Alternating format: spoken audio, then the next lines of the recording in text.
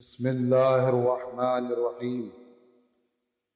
حضرات، ایک مرتبہ سورہ الحمد، 3 مرتبہ سورہ اخلاص پڑھ کر مرحوم سید محمد تقی ابن اصغر علی مرحوم کی روح کو ایصال فرما دیں۔ قال الله تبارك وتعالى في كتابه المجيد والفرقان الحميد وقوله الحق بسم الله الرحمن الرحيم شهر رمضان الذي انزل فيه القرآن۔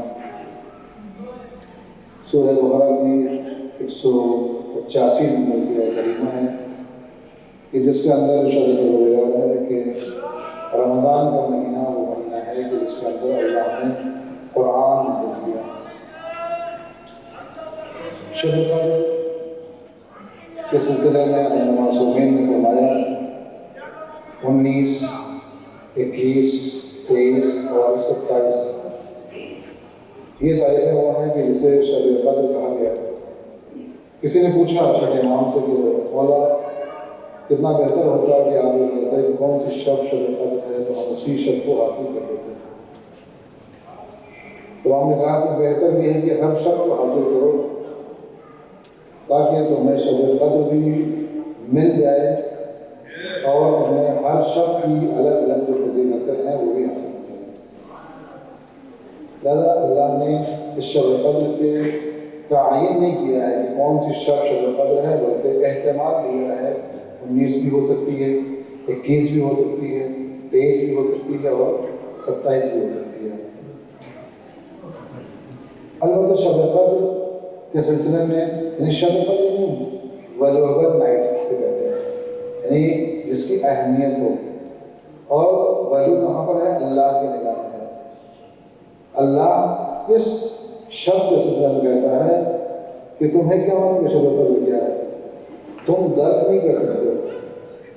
یعنی یہ گویا کیا سے اس کی اہمیت بھی بتانا ہوا اور اس کے لیے انسان جستجو کرے، اس کے جذبے کو بڑھانے کے لیے بھی نہ کرے۔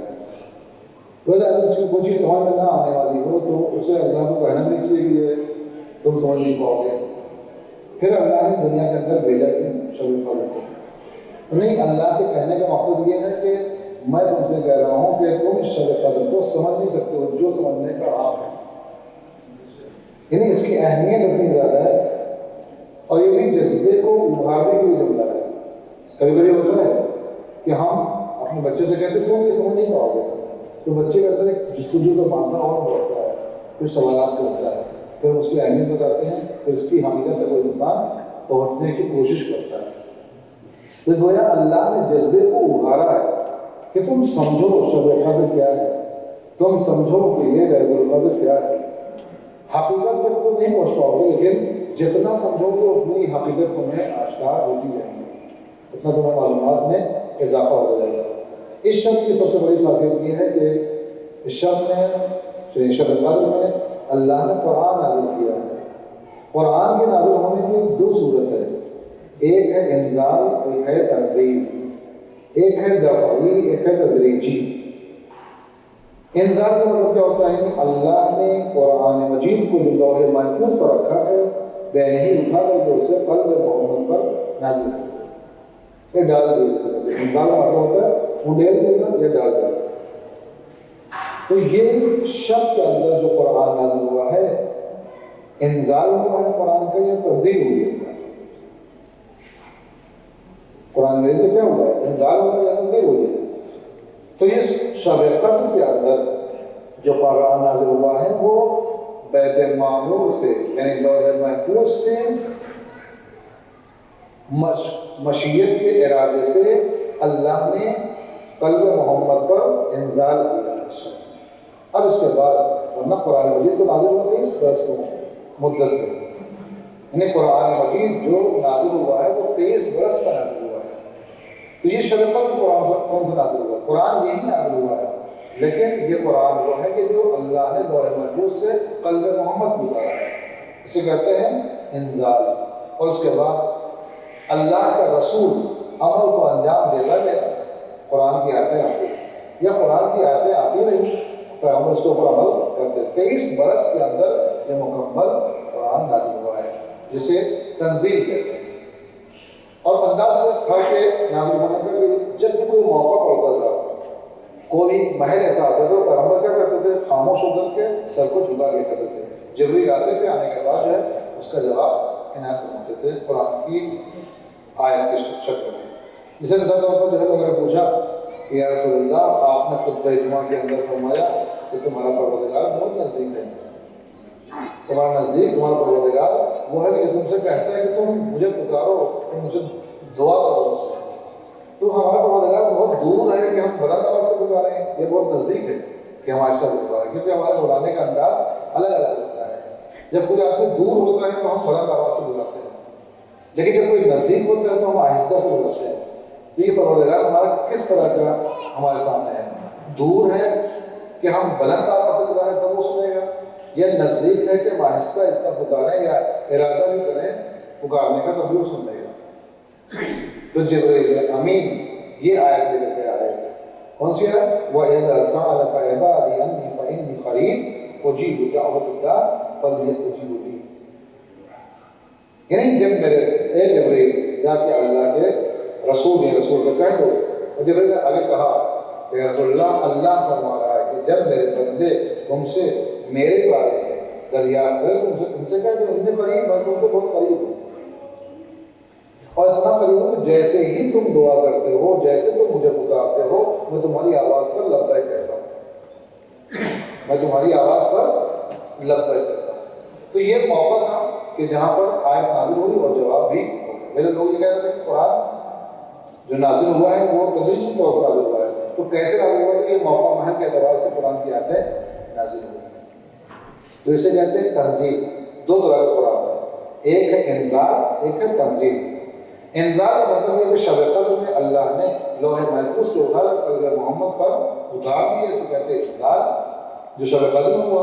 اور بقیہ 23 برس کی مدت میں جو قرآن تدریجی طور پر نازل ہوا ہے اسے تنزیل کہتے ہیں. یہ درجہ بدرجہ ہو کر کے نازل ہوا ہے. شب-e-قدر کی ایک اہمیت یہ بھی ہے کہ اس شب کے اندر اللہ کیا کرتا ہے؟ تنزل الملائکۃ والروح، اللہ ملائکہ نازل کرتا ہے اور روح پر نازل کرتا ہے. یہ ملائکہ کس پر نازل ہوتے ہیں یا روح کس پر نازل ہوتی ہے؟ روح من امر ربی، روح ہمارے پروردگار کا ایک امر ہے، اور امر ہمیشہ نازل ہوتا ہے صاحب امر کے اوپر. امر نازل ہوتا ہے صاحب امر کے اوپر. اور ملک نازل ہوتا ہے کہاں پر؟ ہمیشہ معصوم کے اوپر آتا ہے. ملک یعنی تدریجی طور پر، یعنی ڈیوٹی کے اعتبار سے آتا ہے. تو کیونکہ جو ہمارے پاس آتا ہے تو وہ صرف ایک موقع ہوتا ہے جو ہمارے روح پوزیشن میں آتا ہے. اور یہاں پر کیا تنزل الملائکۃ، نہیں ملائکہ مسلسل نازل ہوتے رہتے ہیں.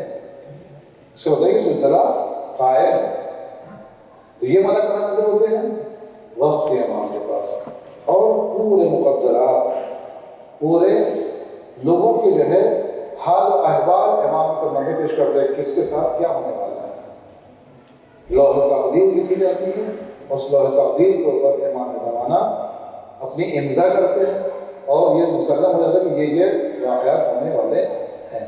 پھر تدبیر اور تقدیر کے اعتبار سے وہ تقدیریں بدلتی رہتی ہیں. انسان کی دعا کے ذریعے سے، انسان کے حسن عمل کے ذریعے سے، انسان کے اچھے سلوک کی بنا کر اس کے اندر کمی اور زیادتی ہوتی رہتی ہے.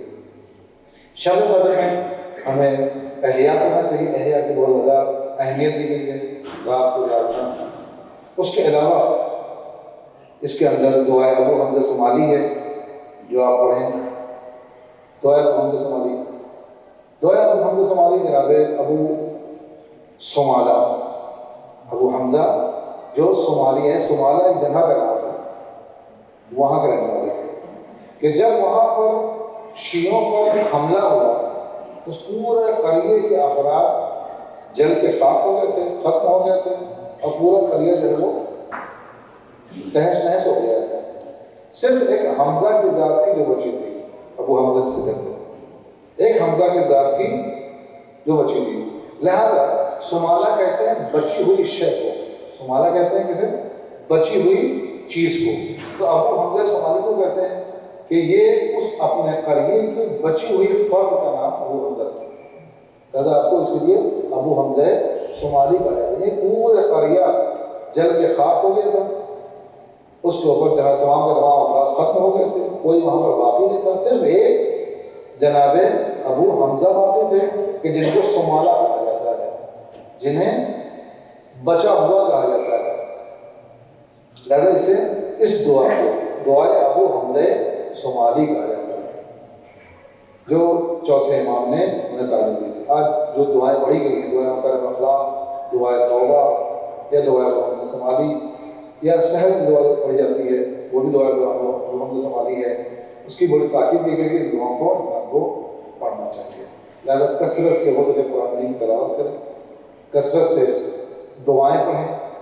شخصی انسان کا عمل جو ہے وہ شخصی ہے، آپ جتنا زیادہ عمل کریں گے آپ کی شخصیت اللہ کی بارگاہ میں نکھرتی جائے گی، اللہ سے آپ قریب ہوتے جائیں گے، اللہ سے آپ نزدیک ہوتے جائیں گے۔ لہٰذا یہ عمل آپ کا ذاتی ہے، آپ جتنا کثرت سے کریں گے اتنی پرگاہی آپ کو حاصل ہوگا، جتنا آپ محنت کریں گے اتنی زیادہ آپ اللہ کے نزدیک ہوں گے۔ تو یہ شب قدر ہے، اس کی قدر ہمیں جاننی چاہیے۔